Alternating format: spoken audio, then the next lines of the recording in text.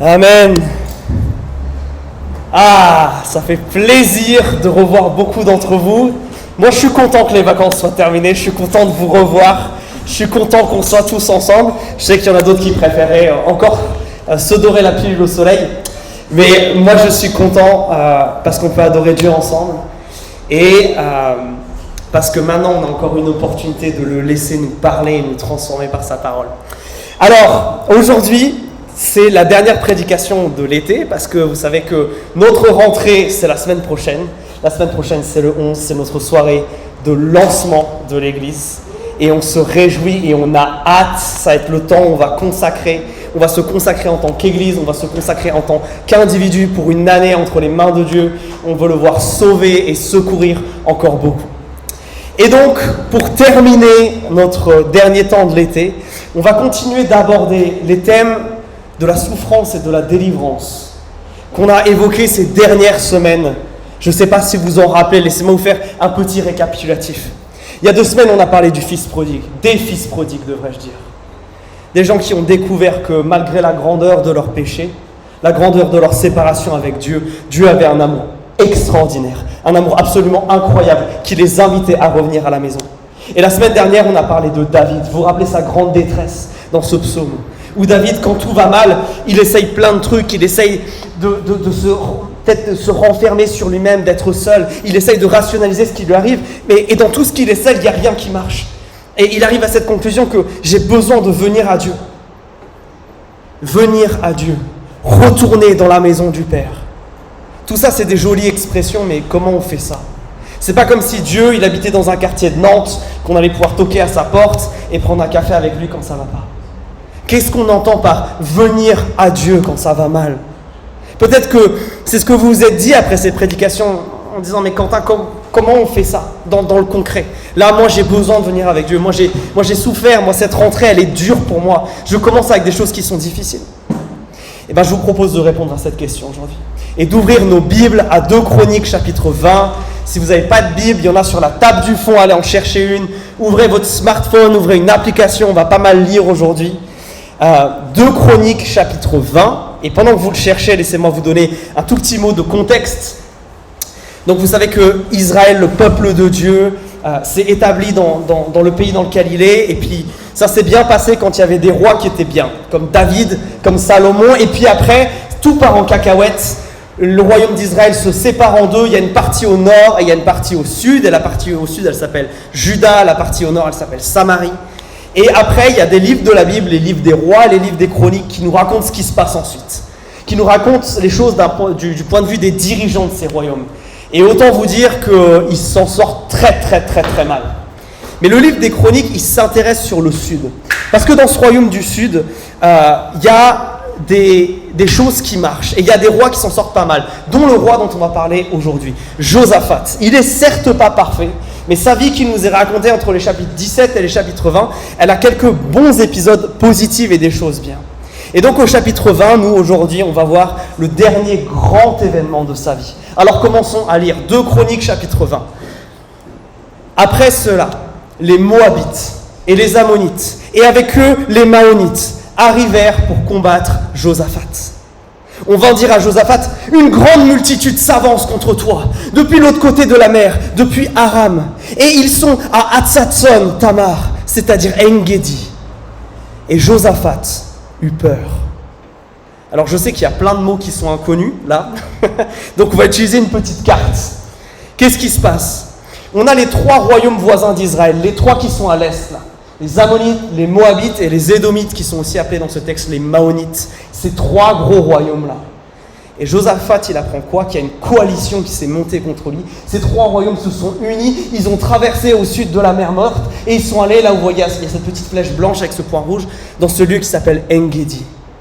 Et c'est catastrophique.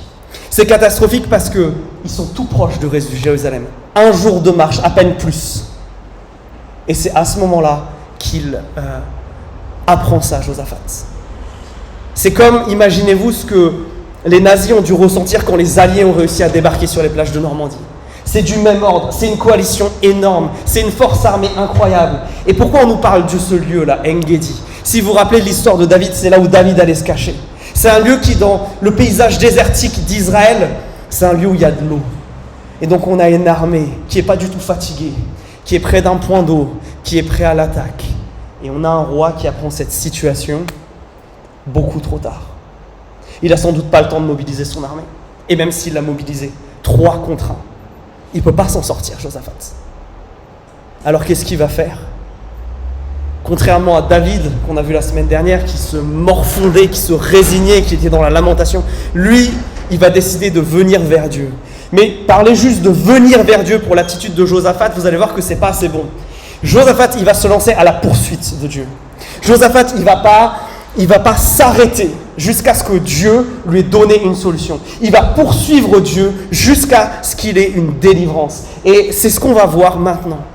Josaphat, il va obtenir cette délivrance en poursuivant la présence de Dieu. Reprenons notre lecture, verset 3.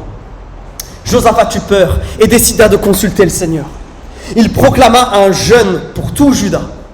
Et Juda se rassembla pour chercher le Seigneur. Et l'on vint de toutes les villes de Juda pour chercher le Seigneur. Josaphat se tient debout dans l'assemblée de Juda et de Jérusalem, dans la maison du Seigneur, dans la nouvelle cour. Regardez comment Josaphat poursuit Dieu. Il va rassembler tout le monde. Il va chercher tous les gens qu'il peut et il les rassemble où ? Au temple. Il ne leur dit pas venez avec des glaives et des épées, des lances et des boucliers. Il leur dit venez au temple, venez à cet endroit spécial. Vous savez, vous vous rappelez ce que c'est le temple ? Le temple, c'est ce pont entre ciel et terre, ce lieu où littéralement Dieu est présent et tangible, où sa présence se manifeste. Qu'est-ce qu'ils font ? Ils y vont tous. Josaphat ne reste pas seul. C'est tellement lourd à porter, une coalition qui est sur le point de le détruire. Sa souffrance là, l'anticipation, la peur, elle est tellement grande. Josaphat, il ne peut pas la supporter tout seul. Et il a ce premier réflexe d'aller poursuivre la présence de Dieu, mais avec le peuple de Dieu, dans la maison de Dieu. Il ne s'isole pas, il ne fait pas comme David. Et je ne vais pas m'étaler plus que ça, parce que c'était un peu le sujet de la dernière fois. Mais retenez ceci, Josaphat n'y va pas seul. Il ne perd pas de temps à être en haut des murailles de Jérusalem, à se prendre la tête entre les mains en voyant cette armée au loin, à se dire mais comment c'est possible, je ne vais pas m'en sortir, etc. Non. Josaphat, malgré le fait que le verset 3 nous dit qu'il est terrifié, il fonce au temple, il fonce dans la présence de Dieu, il ne perd absolument pas de temps.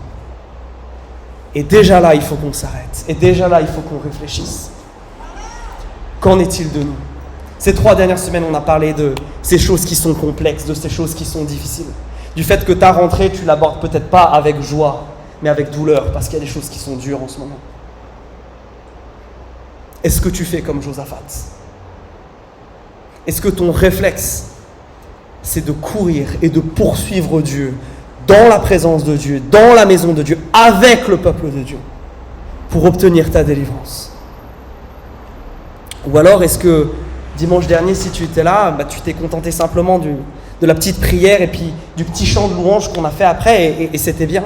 Mais en sortant, tu t'es écrasé sur ton canapé, écrasé par le poids de ces problèmes, de ce qui se passe là en ce moment pour toi. Ou alors est-ce que tu fais comme Josaphat ? Ou alors est-ce que maintenant tu as cette rébellion contre ta souffrance qui te pousse à dire je vais chercher Dieu, je vais me mettre à genoux, je vais appeler un tel et un tel et un tel, et ensemble on va se tenir devant Dieu jusqu'à ce que Dieu réponde. Mes amis, pour Josaphat, il n'y a pas de mystère. Quand tout va mal, c'est à la poursuite de Dieu jusqu'à ce que je le trouve.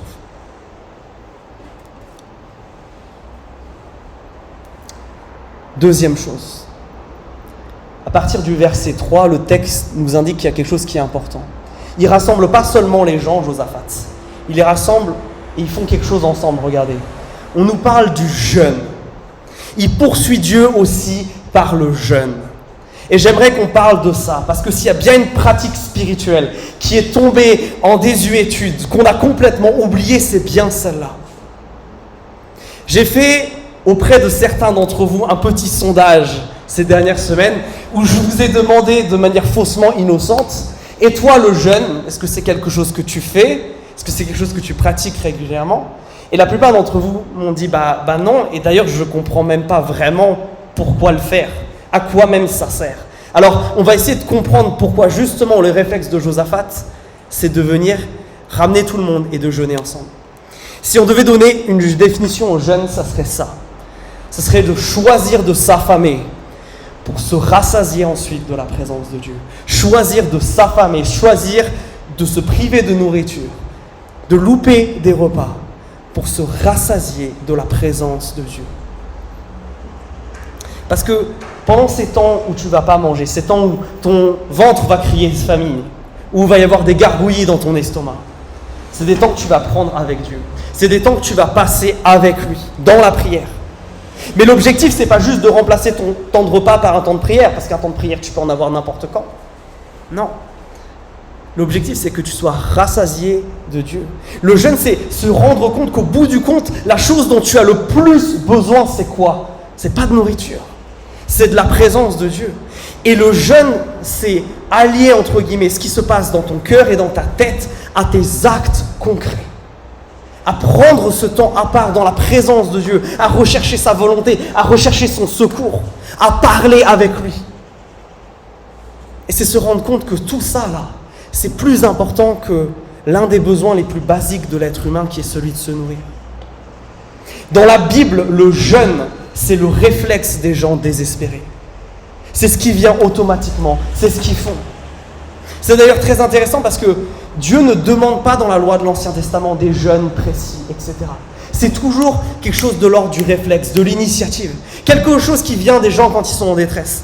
Et regardez, je vous ai mis quelques exemples. Dans la Bible, la raison pour laquelle on jeûne le plus, c'est parce qu'on est dans une situation catastrophique et que là, maintenant, on a besoin que Dieu intervienne et que Dieu fasse un miracle. Il y a aussi quelque chose d'important. Il y a des gens qui jeûnent pour se repentir. Vous avez déjà pensé à ça ? Parfois, quand ça va mal, est-ce que votre repentance, c'est simplement dire à Dieu, écoute, là, c'était pas incroyable et je te demande pardon. Mais dans la Bible, on a ces temps où, quand on se rend compte que pendant longtemps, on a été dans un péché et que ce péché, il est revenu et qu'on l'a quelque part cultivé. Il y a ce réflexe de dire, écoute, je vais prendre le temps de demander pardon. Je vais prendre ce temps en relation avec Dieu. Je vais jeûner pour ça. Il y a aussi des gens qui jeûnent parce qu'ils sont dans une tristesse et dans une détresse incroyable. Et c'est souvent lié aux deux premiers d'ailleurs. Il y a aussi le jeûne pour juste passer du temps dans la présence de Dieu. Et ça, c'est Jésus qui l'a fait. Vous vous rappelez, au début de son ministère, 40 jours, il jeûne dans le désert avant que Satan vienne l'embêter. Mais 40 jours, seul, dans la présence de Dieu, pour se préparer à 3 ans incroyables de ministère. Ensuite, on a des gens qui jeûnent parce qu'il y a des situations dans la vie qui sont compliquées et ils ne savent pas quoi faire. L'exemple, c'est la reine Esther. La reine Esther, vous vous rappelez, peut-être à un moment, elle doit faire cette chose difficile d'aller voir le roi et lui dire « Tu t'es trompé dans tes lois et il faut que tu changes d'avis. » Elle risque sa peau et elle a peur. Et du coup, elle demande à tout le monde de la joindre dans le jeûne pour que Dieu maintenant vienne lui donner ce courage dont elle a besoin. Il y a des gens aussi qui jeûnent pour connaître la volonté de Dieu dans la Bible, pour les choix importants. C'est intéressant que dans les actes, c'est souvent pour le choix des responsables et des missionnaires. Et puis on jeûne pour des événements importants dans la Bible. On a parlé le choix de responsables, le fait qu'un roi est couronné, des choses comme ça. En fait, de la même manière que le sentiment de faim, là, c'est un réflexe physique pour nous indiquer qu'on a un besoin à combler dans nos corps, et le jeûne, ça doit être un réflexe spirituel pour combler le besoin de notre âme. Dit autrement, le jeûne, c'est une manière de confesser que j'ai plus besoin de Dieu maintenant parce que ma situation, elle est beaucoup trop compliquée que de toute autre chose. Alors dans la Bible, on nous met en garde cependant, dans des chapitres comme Zacharie 7 ou Ésaïe 58, sur le fait que le jeûne, il doit avoir pour priorité cette relation entre Dieu et nous et pas autre chose. Parce qu'il y a un danger aujourd'hui qui considère le jeûne comme étant une pratique diététique, ou le jeûne comme étant une abstinence, mais pas de nourriture, mais de plein d'autres trucs. Je ne sais pas si vous traînez un petit peu sur les réseaux sociaux, mais on a tendance à voir justement des gens qui jeûnent de téléphone, des gens qui jeûnent de réseaux sociaux, des gens qui jeûnent de relations. Ça, mes amis, ce ne sont pas des jeûnes. Un jeûne, c'est tu te prives de l'essentiel, de nourriture, pour aller avec Dieu. Ces choses-là sont bien, mais ce n'est pas du jeûne. Ça n'a pas pour but premier d'être en connexion avec Dieu. Souvent, on fait ces choses-là pour s'aider à se discipliner. Ce n'est pas une mauvaise chose en soi, mais ce n'est pas ça le jeûne. Le jeûne, c'est cet instant de connexion fort avec Dieu.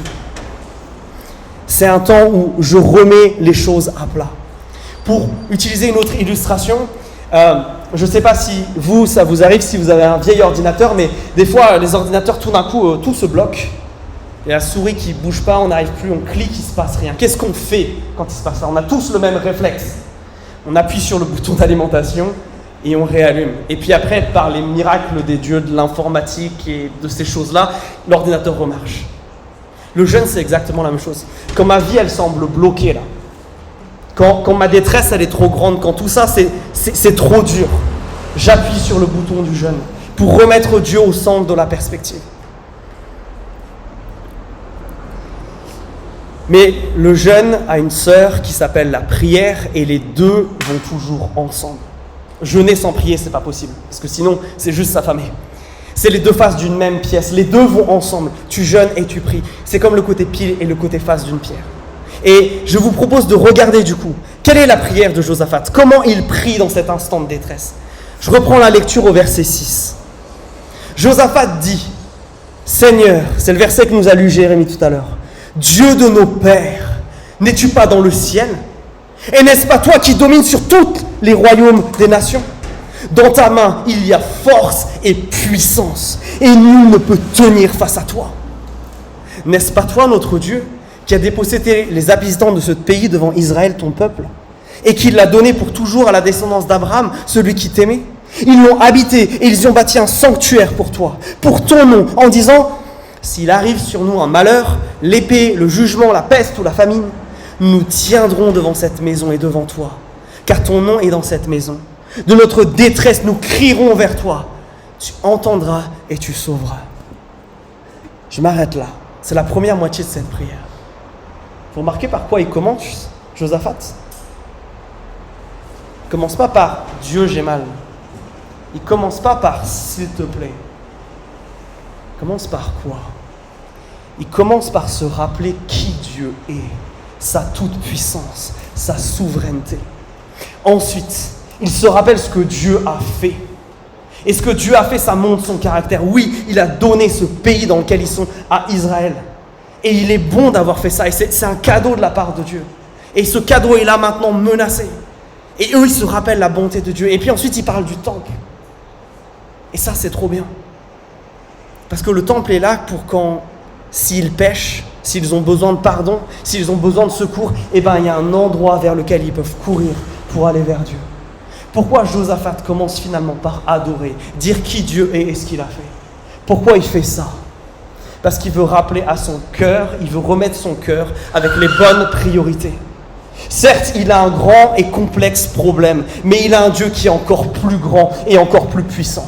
Le problème, c'est que dans la détresse, on a tendance à inverser les choses. On a tendance à tellement voir combien ce que j'ai, c'est dur et combien ça fait mal, qu'on occulte le fait qu'il y a un Dieu qui a créé l'univers et qui a vaincu la mort.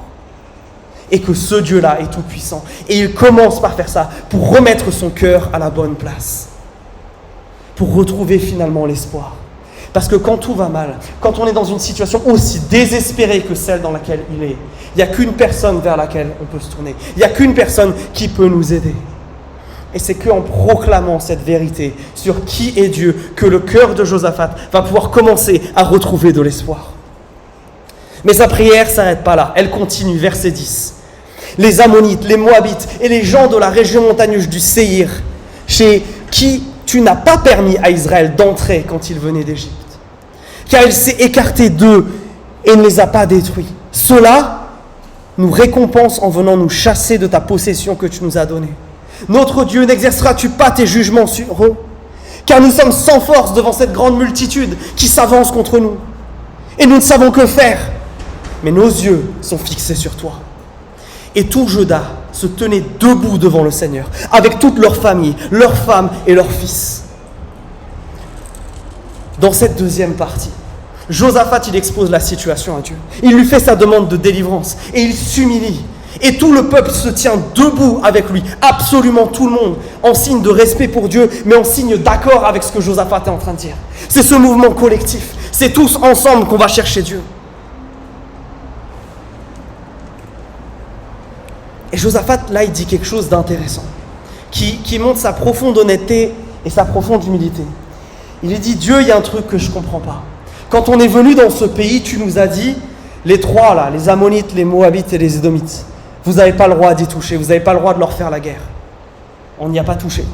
Mais maintenant, ces peuples, ils sont devenus forts, ils sont devenus puissants, et maintenant, c'est eux qui nous menacent. Et là, Josaphat, il crée une tension quelque part. Il dit, d'un côté, là, il y a ton caractère, il y a ce que tu as fait, et là, il y a mon présent et ma réalité. Et les deux, j'ai l'impression qu'ils s'opposent. J'ai l'impression qu'il y a une tension. Et je ne sais pas comment la résoudre. Mais ce que j'aime chez Josaphat, c'est la conclusion qu'il tire de cette tension. C'est ce qu'on trouve au verset 12. Humblement, Josaphat, il reconnaît ses limites. Et il dit, Seigneur, face à cette situation qui est tellement dure, qui est tellement grosse, nous ne savons que faire. Je reconnais mon ignorance. Et à partir de là, qu'est-ce qu'il fait? Est-ce qu'il va se rebeller contre Dieu? Est-ce qu'il va dire à Dieu, t'as vu, tu nous as dit que tu étais bon, tu nous as dit que tu nous donnais cette terre, et maintenant regarde ce qui se passe? Est-ce que c'est ça son attitude? Non. Est-ce qu'il dit à Dieu, t'es un Dieu incohérent, comment est-ce que tu peux être souverain et grand et laisser quelque part ça se passer et arriver? Non, il ne dit pas toutes ces choses-là. Pourquoi? Il y a un livre entier dans la Bible qui traite cette question. La question de pourquoi le mal, on n'aura pas la réponse. Bien souvent, on ne l'aura pas. Mais pire que ça, même si on avait la réponse, ça ne nous avancerait à rien. Je crois que Hollywood et les films nous ont contaminés avec une idée extrêmement perverse, qui est que, je ne sais pas si vous avez remarqué ça, dans les films, le moment où le héros a compris le problème, automatiquement, téléchargé dans son cerveau vient la solution. Mais ça ne correspond pas à la vie réelle. Des fois, on a bien conscience de quel est le problème. Et pour autant, est-ce qu'on a la force de le résoudre? Est-ce qu'on a la force de faire tout ça? Absolument pas. Josaphat, il a bien conscience qu'il ne comprend pas des choses. Et il y a des choses qui lui échappent totalement. Mais est-ce que là, il va se morfondre à essayer de comprendre, à essayer de trouver du réconfort dans ça? Non, il ne va pas y arriver. Qu'est-ce qu'il dit? Nos yeux sont fixés sur toi. Seigneur, je ne comprends pas. Mais ce que je sais de toi, c'est ta bonté, c'est ton amour, c'est toutes ces choses que tu as fait. C'est ta puissance et c'est ta souveraineté. Alors qu'est-ce que je vais faire? Je ne vais pas chercher à comprendre. Je ne peux sans doute pas le comprendre. Mais je cours vers toi. Je vais être avec toi. Et regarde, cette expression, elle est tellement bien. Nos yeux sont fixés sur toi. Globalement, on se tient tous debout comme ça et on te regarde là et on attend une réponse. On ne lâchera pas l'affaire. Alors, ça pourrait, à première vue, surtout dit comme ça, paraître comme, quelque part, ils essayent de forcer la main de Dieu ou du chantage. C'est pas du tout ça. On est dans un temps de relation, et dans un temps de relation, il y a un dialogue. Et un dialogue, ça nécessite qu'on parle et qu'on réponde. Et eux, ils sont tellement désespérés, ils attendent qu'une chose, c'est que Dieu parle, et ils resteront debout jusqu'à ce que Dieu parle. Ils vont se battre pour suivre la présence de Dieu, en venant ensemble, par le jeûne, par la prière, jusqu'à ce que Dieu parle. Ma question maintenant, c'est nous. Quel est notre réflexe face à la difficulté, face à la souffrance et face à l'angoisse? Dans la Bible, il semble qu'il y a un réflexe à adopter. C'est celui du jeûne et de la prière. C'est celui de la confession pour que d'autres viennent avec moi dans ces temps difficiles. Est-ce que c'est comme ça qu'en ce moment tu gères ces choses qui font que ta rentrée, elle n'est pas si incroyable? Est-ce que c'est comme ça que dans ta vie, tu gères la souffrance? Est-ce que c'est en ramenant les problèmes devant ton Dieu, en faisant ce pas-là? Est-ce que tu fais tous les efforts possibles avec la même hargne et le même zèle que Josaphat pour poursuivre la présence de Dieu jusqu'à ce que tu l'aies atteinte? Alors qu'est-ce qui va se passer? Eh bien, regarde. Verset 14.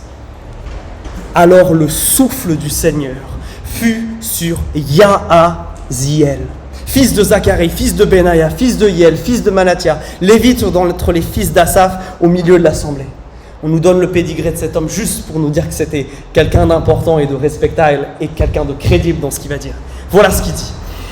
Et Yahaziel dit, prêtez attention vous tous, Juda et habitants de Jérusalem, et toi, roi Josaphat. Ainsi vous parle le Seigneur. N'ayez pas peur, ne soyez pas terrifiés par cette grande multitude, car ce n'est pas votre combat, mais c'est celui de Dieu. Demain, descendez contre eux.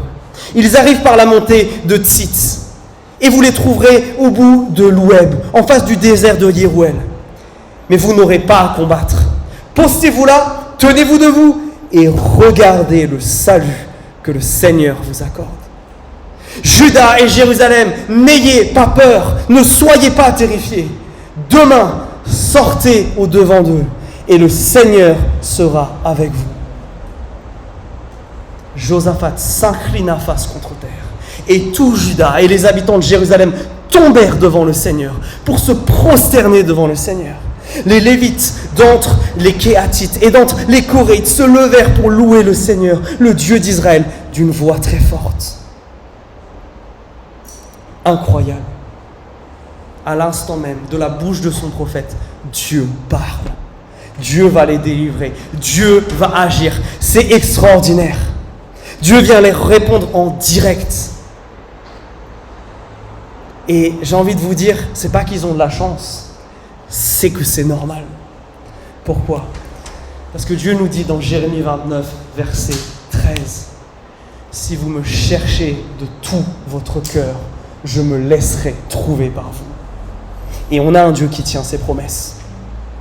Et on a un Dieu qui tient ses promesses. Et c'est pour ça que Dieu répond. En jeûnant, en priant, en ayant ce mouvement d'ensemble, en faisant que, à la fois tout leur être, mais toute leur famille participent à ça. Jéhoshaphat et le peuple du royaume de Juda montrent la sincérité de leur cœur, leur envie de Dieu. Et Dieu, parce qu'il est bon, Dieu salue. Il ne reste pas insensible à ça.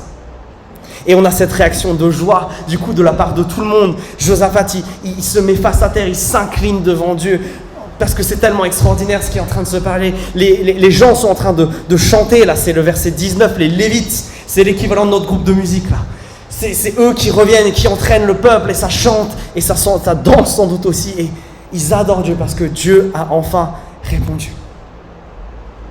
Enfin, Dieu a promis de répondre. Dieu a promis de répondre. Et il y a un mais à ça, il y a une condition. Dieu leur dit, c'est pas votre combat, c'est celui de Dieu. Ça, c'est un verset tellement important du verset 15. Mais il y a un mais dans tout ça. Ils ne vont pas rester tranquillement au temple, à l'abri des murailles, parce que Dieu leur dit. Qu'est-ce que Dieu leur dit ? Dire, les amis, vous allez venir avec moi. Vous allez aller jusque sur le champ de bataille. Quand vous y serez, vous ne combattrez pas, c'est moi qui vais combattre à votre place. Mais vous allez devoir venir. Et ça, c'est tellement important dans le processus de guérison et de délivrance. C'est que Dieu nous demande de lui faire confiance. Et c'est ça. Et c'est par cet acte-là que Dieu va leur demander, faites-moi confiance. Manifestez votre confiance. La confiance, vous savez, c'est comme l'amour. Ce n'est pas une chose qu'on décrète et qui existe. C'est une chose qui se prouve par des faits, par des actes et par des paroles. Messieurs, si vous ne dites jamais à votre femme que vous l'aimez, si vous ne le prouvez jamais que vous l'aimez, il y a peut-être un petit problème. L'amour comme la confiance, ce sont des choses qui se démontrent. De la même manière, dans la Bible, le mot confiance, c'est le même mot que le mot croire ou que le mot foi. Tout ça, ça veut dire la même chose dans la Bible. Dieu les invite à avoir foi en lui, à avoir confiance que la promesse qu'il vient de leur faire, elle va s'accomplir. Mais ils vont manifester leur confiance de deux manières. Et je pense que là, il y a quelque chose pour nous à retenir. La première, c'est au travers de l'obéissance. C'est au travers du fait qu'ils vont venir devant Dieu, qu'ils vont obéir, qu'ils vont y aller. Ils doivent le faire, ils doivent obéir. Il y a quelque chose à faire. Et ça, souvent, c'est quelque chose qu'on a du mal à comprendre. C'est que notre délivrance viendra après notre obéissance. Notre délivrance viendra après notre obéissance. Ici, Dieu demande à Israël de lui faire confiance, il lui a fait une promesse, mais la délivrance dans les faits, elle n'arrive pas au moment où ils sont en train d'adorer, pas dans ce moment où ils sont tranquilles au temple. Elle arrivera sur le champ de bataille. Et pour ça, ils doivent lui faire confiance. Un des grands problèmes, c'est bien souvent que quand on est dans la souffrance, etc., on n'est pas toujours prêt à faire ce pas d'obéissance envers Dieu. Pourtant, c'est ce qu'on voit dans toute la Bible. Il y a toujours eu un pas d'obéissance à faire. Et c'est après ça que les choses incroyables se sont passées. Pour les disciples, ça a été « Laissez là vos filets et votre barque et suivez-moi ». Ils ne savaient pas où, ils ne savaient pas ce qui allait se passer. Mais Dieu les a embarqués sur l'aventure la plus incroyable de leur vie. Gédéon. Rappelez Gédéon ? Un homme qui est dans une situation à peu près similaire que celle-là. Il doit livrer une grosse bataille. Et Dieu va lui dire un truc complètement insensé. Il va lui dire, t'as une armée là, tu vas la diviser. Et la diviser encore, et la diviser encore, et la diviser encore. Jusqu'à ce qu'il n'y ait qu'un tout petit nombre. Parce que dans le combat, c'est moi qui vais me battre. Et c'est moi qui vais gagner. Peut-être que Dieu nous demande un pas de foi pour lui montrer notre confiance. Peut-être qu'il nous demande de faire quelque chose qui nous paraît au départ illogique, comme dans l'histoire de Gédéon que je viens d'évoquer à l'instant, mais au travers de laquelle Dieu va se glorifier. Mais je remarque que bien souvent, le pas que Dieu nous demande de faire, c'est celui de la repentance et c'est celui de la renonciation au mal. Et c'est bien souvent celui-là que nous avons du mal à faire. Parce que, comme on le disait déjà la semaine dernière, les situations où je suis 100% victime et que j'ai absolument rien fait pour contribuer à la situation dans laquelle je me trouve, on va être très honnête entre nous, c'est plus que très très rare ça. Mais bien souvent, si on reste dans la prison de la rancœur, si on ne se laisse pas délivrer par la repentance et par le pardon, on loupe la délivrance qui est à la clé. Et il y a une deuxième attitude qui est déjà spoilée sur le diapo, mais qui font partie pour moi des versets les plus incroyables de la Bible. Regardez les versets 20 et 21, on va les lire. Alors ils se levèrent de bon matin et partirent pour le désert de Tekoa. À leur départ, Josaphat se tient debout et dit « Écoutez-moi, Juda et habitants de Jérusalem, mettez votre foi, ou autrement dit, ayez confiance dans le Seigneur votre Dieu, et vous tiendrez. Mettez votre foi dans ses prophètes, et vous vaincrez. » Puis il tint conseil avec le peuple, et nomma des chantres pour le Seigneur, qui le loueraient pour l'éclat de sa sainteté, en sortant devant les hommes armés, et en disant « Célébrez le Seigneur, car sa fidélité est pour toujours. » Je trouve ce verset 21 absolument extraordinaire. Qu'est-ce que fait Josaphat ? Ils vont marcher vers le lieu où va avoir le combat. Qui est-ce qu'il met en première ligne ? Il met des chanteurs. Imaginez que l'armée de terre demande à Jérémie, à Élisabeth, à Marine et à Esteban de venir en première ligne quand il y a un combat. C'est très bizarre ça, non ? On met d'habitude les gens expérimentés, les gens armés, les gens qui ont une armure. Ces gens-là, ils n'ont rien mis à leurs jolis habits de cérémonie de prêtre. La première ligne, c'est quoi ? C'est des gens qui vont adorer Dieu. C'est des gens qui vont louer Dieu. C'est des gens qui vont chanter en plus quelque chose qui n'est pas anodin. On nous dit ce qu'ils chantent. C'est un extrait du psaume 136 de David. Un psaume de délivrance de David. Tiens, c'est intéressant. Qu'est-ce qu'ils font là ? Ils basent leur attitude, pas sur le fait que la bataille, elle est déjà le stade de la bataille qui n'a pas encore eu lieu, mais ils basent leur attitude sur les promesses de Dieu. Et parce que Dieu leur a promis, alors ils vont adorer jusqu'à ce qu'ils voient la victoire. Alors leur attitude, c'est quoi ? C'est pas d'attendre en tremblant de peur, c'est de louer Dieu parce que quand Dieu a promis quelque chose, il l'accomplit. Et c'est la deuxième attitude qui montre leur confiance et qui doit montrer notre confiance. Nous louons par anticipation parce que nous savons que Dieu dit la vérité et parce que Dieu tient ses promesses. Rappelez-vous de la définition de la foi dans Hébreux chapitre 11. La foi, c'est quoi ? L'assurance des choses qu'on espère. Et quand nous adorons Dieu au milieu des tourments et de la difficulté, quand nous proclamons et que nous déclarons qui il est et ce qu'il va faire, là aussi nous donnons à nos cœurs de l'espoir, nous anticipons notre délivrance et nous plaçons notre confiance en Dieu. Mes amis, ce que ce texte nous apprend, c'est que la louange est une arme. C'est une arme contre ma situation, parce qu'elle confronte mon cœur à la réalité de qui est Dieu. Et elle commence à le titiller, elle commence à lui donner espoir, elle commence à le confronter là où il doit changer. Ma question c'est, est-ce que vous avez réalisé ce qu'on a chanté tout à l'heure ? Est-ce que face à ce que tu vis là en ce moment, tu as réalisé que tu as chanté « Tu es Seigneur » et tu es la source de la vie, pas que de la mienne, de toute vie. Est-ce que ça se transcrit dans ta manière de vivre là ta difficulté ?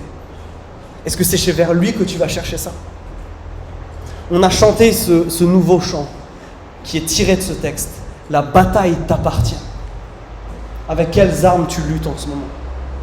Est-ce que tu te saisis des armes de Dieu, de ta communauté locale, de ton église locale, du jeûne et de la prière ? Est-ce que tu poursuis la présence de Dieu pour la gloire de Dieu ? On a chanté « Malgré les ténèbres, et les dangers qui m'entourent, je lève les yeux pour accueillir ton secours. Pas je m'assois au fond de ma chaise et je me morfonds. Je lève les yeux pour accueillir ton secours. Est-ce que c'est l'attitude que nous avons? Est-ce que vous avez vraiment pensé à ce que nous avons chanté tout à l'heure?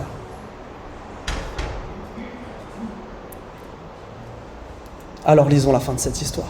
Qu'est-ce qui va se finir? Verset 22. Au moment où l'on commençait les cris de joie et les louanges, le Seigneur plaça des embuscades contre les Ammonites et les Moabites et les gens de la région de Séir qui étaient venus en Juda. Et ils furent battus. Les Ammonites et les Moabites se dressèrent contre les habitants de la région de Séir. Ils les frappèrent d'anathème et les exterminèrent. Et quand ils eurent fini avec les habitants de Séir, ils s'employèrent à s'entretuer. Je m'arrête là. Il y a une confusion qui arrive telle que les armées vont se bagarrer entre elles et il va y avoir aucun survivant. Et le texte, il a une expression marrante, il nous dit que c'est Dieu qui leur a tendu une embuscade. Cette embuscade, elle est venue comment? Regardez le verset 22. Au moment où ils ont commencé leur cri de joie et leur louange. Est-ce que tu te saisis de l'adoration comme d'une arme spirituelle contre ce qui t'arrive? Je continue, verset 24. Lorsque Juda fut arrivé au poste de guet, d'où l'on observe le désert, ils se tournèrent du côté de la multitude. Ce n'était que cadavres tombés à terre. Pas un seul rescapé. Josaphat et son peuple vinrent piller leur butin. Ils trouvèrent en grand nombre des biens, des cadavres et des objets précieux. Ils en enlevèrent tant qu'ils ne purent tout emporter. Ils mirent 3 jours à piller le butin, car il était considérable. Le 4e jour, ils se rassemblèrent dans la vallée de Beraka, où ils bénirent le Seigneur. C'est pourquoi on appelait ce lieu du nom de vallée de Beraka, qui veut dire bénédiction, jusqu'à aujourd'hui. Tous les hommes de Juda et de Jérusalem, ayant à leur tête Josaphat, revinrent joyeux à Jérusalem, car le Seigneur les avait remplis de joie aux dépens de leurs ennemis. Ils entrèrent à Jérusalem avec des luttes, des lyres et des trompettes jusque dans la maison du Seigneur. La frayeur de Dieu fut sur tous les royaumes des pays, lorsqu'ils apprirent que le Seigneur avait combattu les ennemis d'Israël. Le royaume de Josaphat fut tranquille et son Dieu leur accorda le repos de tous côtés. Regardez l'effet qu'a la délivrance. C'est incroyable parce qu'ils en tirent un bénéfice, ils tirent des ressources. L'armée était tellement immense qu'il leur faut 3 jours pour nettoyer le champ de bataille. Et qu'est-ce qu'ils font ensuite? Il y a 2 conséquences à ça. Ils reviennent louer Dieu. Ils ont loué Dieu en anticipation, maintenant ils louent Dieu en remerciement. Toi, peut-être que depuis tout à l'heure, tu te dis, mais moi, ça va en ce moment. Moi, ma rentrée, elle se passe bien. Moi, je ne suis pas dans cette période de lutte et je m'en réjouis. Mais rappelle-toi de la dernière. Est-ce que toi, tu as fait comme eux, là? Tu as pris ce temps de célébration et ils y vont à fond la caisse. Il y a une procession, il y a des trompettes, il y a plein d'instruments. Ils y vont, mais vraiment avec tout ce qu'ils ont. Et le verset 29 nous rappelle quelque chose d'important. C'est qu'au travers de ça, Dieu se glorifie. Le but de Dieu, au final, en t'accordant la délivrance, c'est pas seulement de te l'accorder parce que c'est un Dieu bon et un Dieu qui t'aime. Ça, c'est vrai. Mais au travers de ça, Dieu, il veut montrer qui il est. Il veut montrer qu'il existe. Au travers de ta délivrance, elle a un but plus que pour simplement toi. Elle a un but pour que d'autres soient amenés à rencontrer qui est ce Dieu incroyable qui veut les sauver et qui veut les restaurer. Ça, c'est tout ce que Dieu veut faire dans ta délivrance. Ma question, c'est qu'est-ce que tu choisis de faire maintenant? Ma question pour toi ce soir, et surtout si tu étais là ces dernières semaines, s'il y a quelque chose de dur, c'est est-ce que maintenant tu vas te rebeller contre cette souffrance et poursuivre Dieu avec la même hargne, le même zèle, la même endurance que Josaphat? Est-ce que ce qui va changer maintenant, c'est que tu vas mettre ta souffrance à la lumière de la présence de Dieu dans le jeûne et dans la prière? Est-ce que ce qui va changer maintenant, c'est que tu vas venir à genoux, les mains levées vers lui?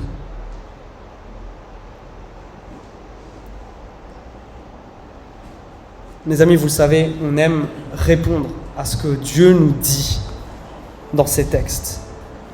On ne veut pas qu'il ne se passe rien une fois qu'on a écouté ça. Ma question, c'est est-ce que tu es prêt à répondre à Dieu? Peut-être que c'est maintenant le temps pour toi de choisir la délivrance.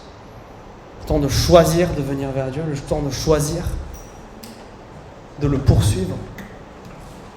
Et on va reprendre ce chant qui dit « Quand je combats à genoux, les mains levées vers toi. » Et je veux t'inviter à faire la chose suivante.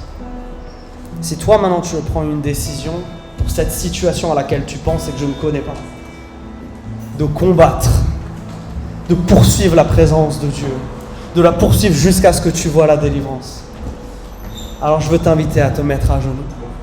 On va chanter ce chant et je veux t'inviter à ce que tu puisses le faire en toute liberté, si tu le peux et si tu le veux, à venir devant Dieu, à te mettre à genoux, en signe d'obéissance, en signe d'humilité, en disant « Seigneur, c'est toi qui es plus grand que mes problèmes, et je te veux toi maintenant. »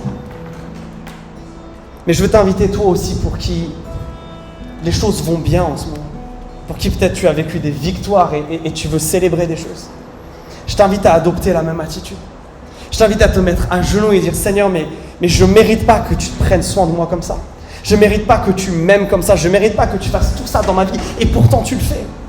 Et mon cœur, il peut que être reconnaissant, il peut être que dans l'allégresse. Alors que ce soit pour rentrer dans le combat contre ce qui te fait mal ou pour adorer Dieu pour la délivrance qu'il t'a accordée. Je veux t'inviter pendant ce prochain chant à venir à genoux devant Dieu et lui dire « Seigneur, la bataille t'appartient.